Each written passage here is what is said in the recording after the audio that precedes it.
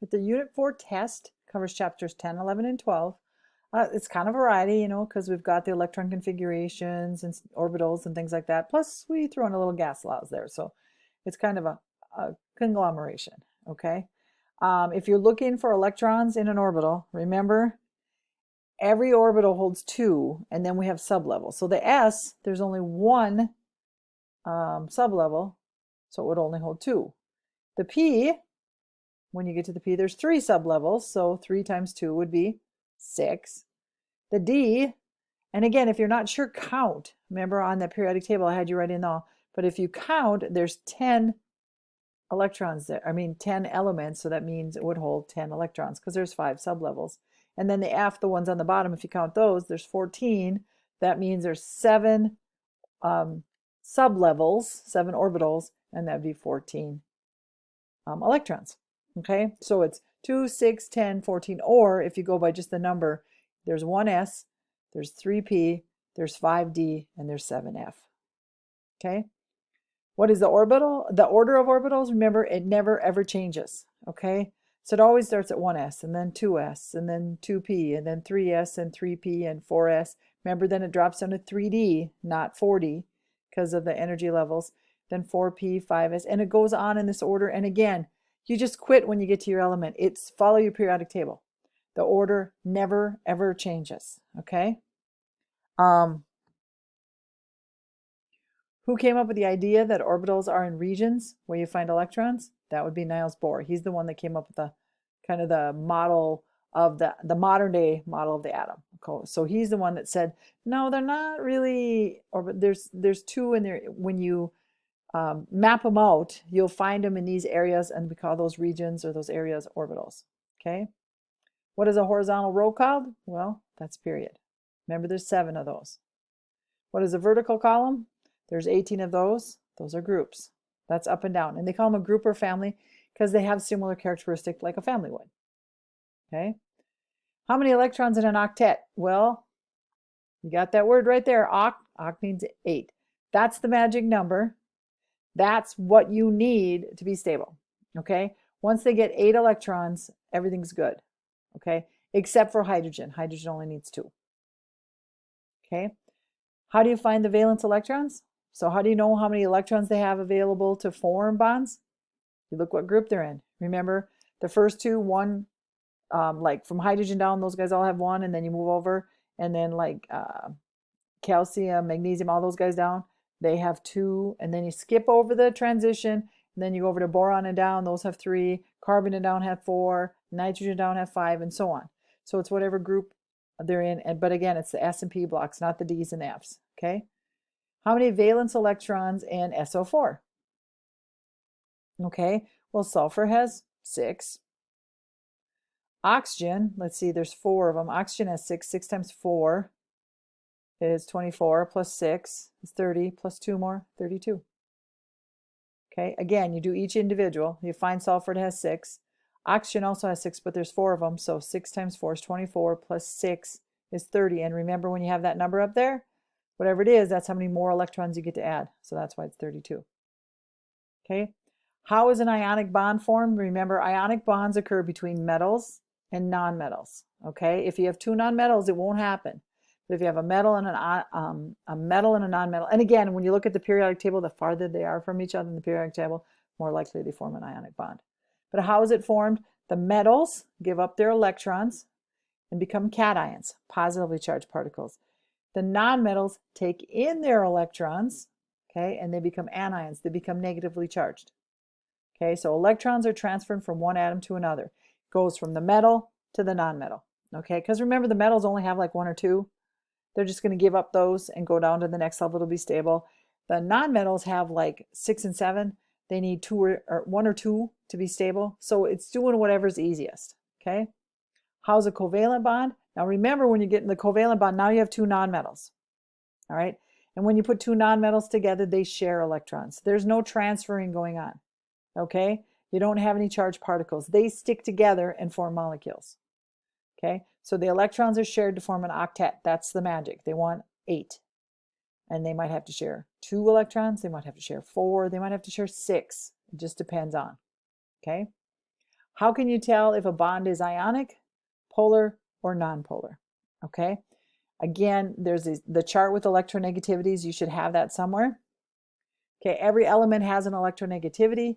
What you do is you subtract the difference between the two. Start with a higher number so you don't get a negative number, but take the two numbers, like if one's 3.5 and one's 3, you just take 3.5 minus 3 and you get 0.5. Then I'd look here, oh, it's in this range. It's a nonpolar, it's a polar, sorry. If the difference is very small, 0 to 0.3, that's a nonpolar covalent. I should have written covalent in here. 0.3 to 1.7 is polar covalent. Okay, the difference between these two is these share their electrons equally, these don't. You'll find them closer to one than the other, so you'll have positive ends and negative ends. You'll have poles. This won't happen here, okay? And then if it's above 1.7, it's ionic. And again, it's easy kind of to tell an ionic because if it's a metal and a non-metal, you know it's going to be ionic, okay? So what are the following types of bonds? Okay, carbon and oxygen, we'd have to look these up because I don't have the chart in front of me. I wish I did, okay? If you look them up, though, I think the difference is like 0.5 because I think one's 3.5 and I think carbon's 3 or something like that. Again, barium and oxygen, they're going to be a higher number. I think like barium's like 1.2 and oxygen's 3.5, so you're going to get an ionic bond. Okay, and again, that chart that has the electronegativities on there, it's in one of your notes. I think it's in chapter 11, part 3 or something, okay? All right, what is the shape? Now remember when you do the shape, first you have to draw the Lewis structure, and you have to draw the Lewis structure so that everybody has 8, except for hydrogen. Once you do that, then you look at it. Okay, if I look at CCl4, I'm going to have carbon in the middle, and I'm going to have 4 chlorine around it. Well, I have 4 bonds. So I look on that chart, that VSEPR, and I go 4 and 0. Oh, that's tetrahedral.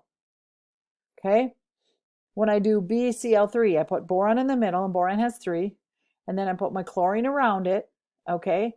And the chlorine's going to share one, but I'm going to make one a double bond. Okay, one of the chlorines is going to have a double bond. It doesn't really affect the shape, though. But now everybody has 8, and so I have 3 bonded. I can always tell how many bonded. There's 3. And there's no lone pair, because boron only has 3. So this is going to be trigonal planar. Okay, this one, okay, I'm going to have nitrogen. Nitrogen has 5 valence electrons, so it's going to have a lone pair and then 3 individual. And then I'm going to put the hydrogen around it. So I'm going to have 3 bonded to it, but I'm going to have a lone pair. So 3 and 1, and again, you look it up on your chart, that's going to be trigonal pyramidal, or pyramid, whichever way you want to say it, doesn't matter. Okay, so there's a difference between these two. This one doesn't have a lone pair, and this one does. The lone pair squishes them closer together, so it changes the shape. Okay, water, you have oxygen is your central atom. And again, all the central atom is the first one listed unless it's hydrogen. So you got oxygen and then you got 2 hydrogen bonded to it. So you have 2 lone pairs and 2 hydrogen. 2 and 2 would be bent. Okay, so instead of being straight across like this, the molecule's like this. It's bent because the lone pairs push them closer together. Okay, all right, if you're doing gas laws, we got what a liter of gas at STP is compressed to 470 liters. What's the new pressure? Okay, so this would be Boyle's law, pressure and volume. Okay, P1, V1, P1. Okay, and we're trying to find the new pressure. So if we take the pressure that we know, and if it's at STP, you guys remember standard temperature and pressure, standard pressure would be 1 atmosphere. And the temperature, which we're not using in this case, would be 273. Okay. And the volume, if we had to find it, but we're not using volume either, would be 22.4. But anyway, okay, so 1 atmosphere. We got 1 liter, so 1 times 1 and divided by a new volume, 473. Yeah, there's not much pressure. But if you think about it, if you're going to go from 1 liter to 473 liters, you're not going to have much pressure on that baby. It's going to expand way out. So that's why it's really low, and that makes sense. Okay. Again, remember STP is standard temperature and pressure.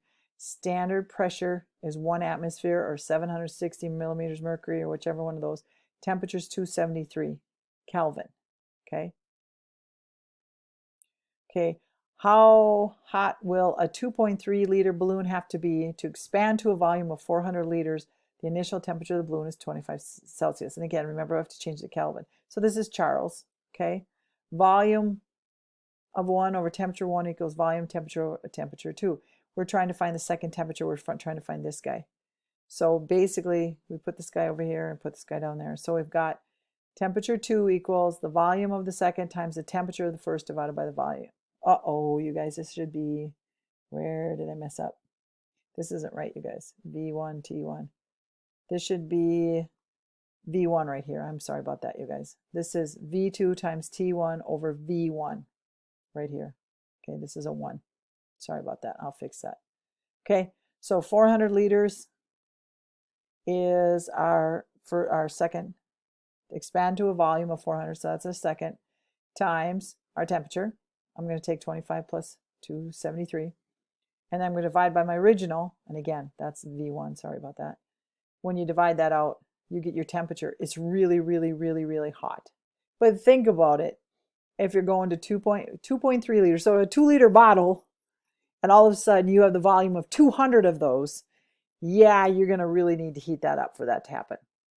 And that happens, you think, well, think of a hot air balloon. Okay, they need to really increase that temperature to get that volume up so they get off the ground. Okay, how many moles of gas are there when the pressure is 1.2 atmospheres, the volume is 31 liters, and the temperature is 87 Celsius? Again, when you're doing ideal gas law, you have pressure times volume equals the number of moles times gas constant times temperature. Okay, there's our law, and we're looking for N. Okay, so if we're looking for this, we'll just move those guys over here. So N, we don't know. Pressure is 1.2. Volume, 31 liters. R is the gas constant, 0.0821. And then the temperature would be 87 plus 273. Okay, and you just multiply and divide, and you get 1.26 moles. That's how many moles of gas you have.